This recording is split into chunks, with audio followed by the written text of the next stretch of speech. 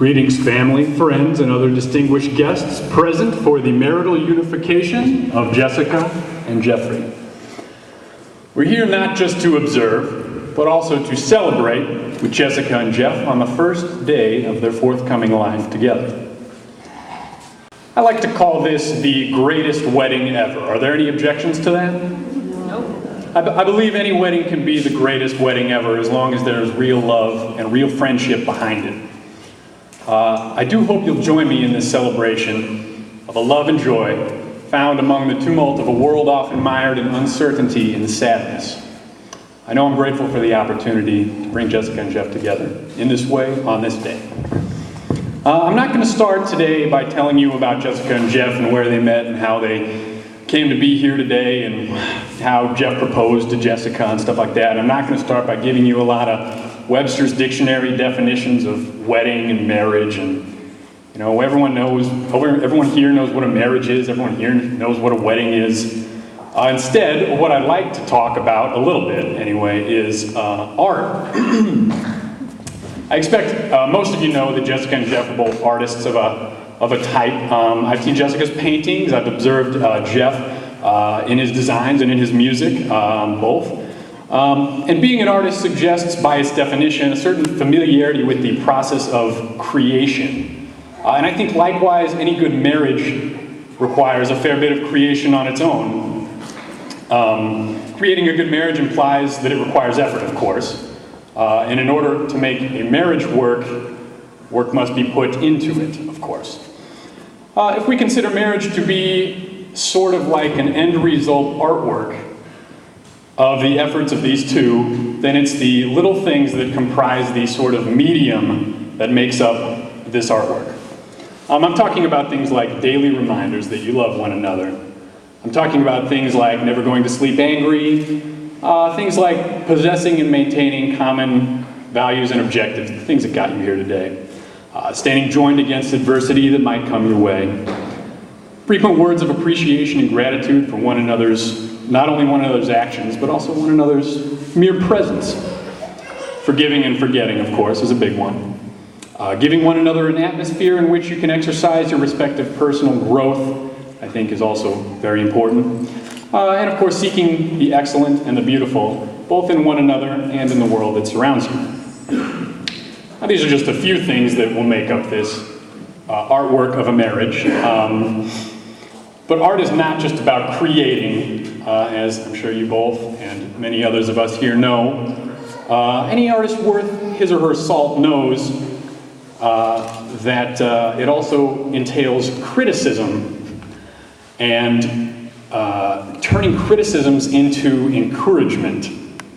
How to take what might be wrong and to make that constructive. Likewise, offering criticism, I think, is very important, especially if that criticism is ultimately bound to result in improvements on the whole. You have to know how to accept the terms of being both on the giving and receiving end of this criticism. Today, you're not just marrying the right partner, you're commencing a lifelong commitment to being the right partner. The poet Ogden Nash, who was fond of puns and wordplay and playful rhyme, wrote this on this topic. This little poem that I'm going to recite to you now.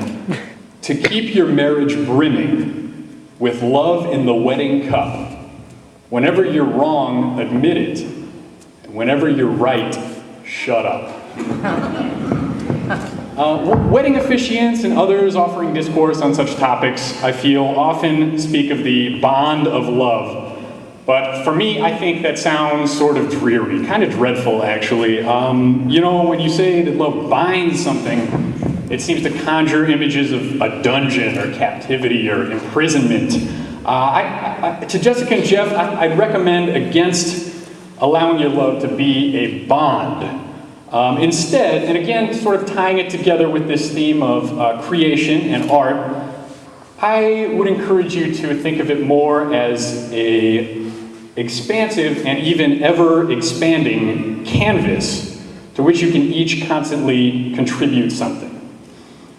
Sometimes you'll want to paint together, but it is just as much the individually created portions of that canvas that allow your love to flourish and shine. Think of it also perhaps as the strings on a guitar. When you pluck them individually, the tones that you produce stand alone. But when you strum a chord, you're strumming several strings together and they combine to produce an effect that is not superior or inferior to individually played notes. Each one is beautiful in its own right. To perfect this kind of balance between two people is how I like to think of true love. Do we have the rings ready? That wasn't a good look on your face, John.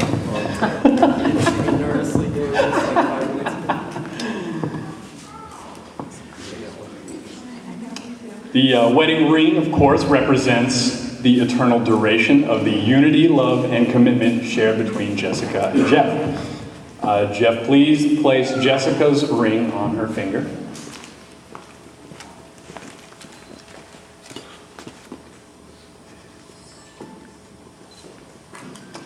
Now, Jessica, will you accept this ring as a symbol of the never-ending duration of unity, love, and commitment to Jeff?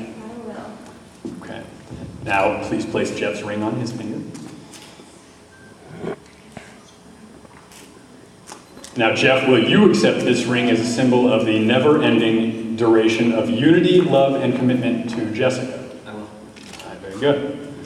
Just as a ring is a circle without beginning or end, so shall the loving union between Jessica and Jeffrey be, everlasting and without end. Now, Jessica and Jeff, I'd like to ask you to please join hands, and with your hands, your hearts, of course.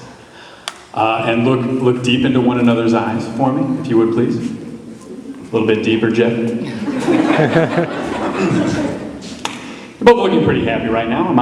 Is that a good interpretation of the situation? Kind of happy? Okay, good.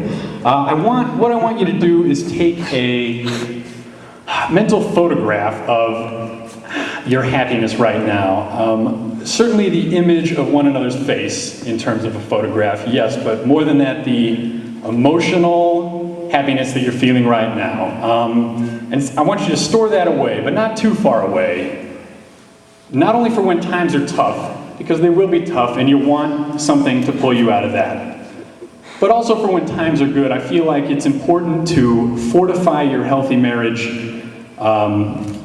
In order to fortify your healthy marriage, it's important to grow in bad times and good times alike. And to remember the happiness that you're feeling right now, I think could be a great help for that. Jeff, are you ready to do a little repeating after me? Yes. Okay. I, Jeffrey. I, Jeffrey. Take you, Jessica. Take you, Jessica.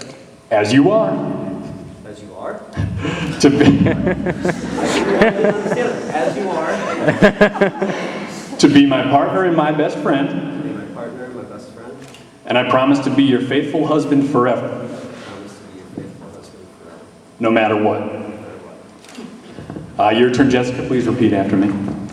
I, Jessica, take you, Jeffrey, as you are, to be my partner and my best friend. And I promise to be your faithful wife forever. No matter what. Now, if there are no further objections from our friends, family, and other distinguished guests in the room, then, by the authority vested in me by the state of Missouri and the forces of the universe, I now pronounce you united of one accord under the power of perpetual and everlasting matrimony. You don't need my permission. She's your wife now, man. Kiss her.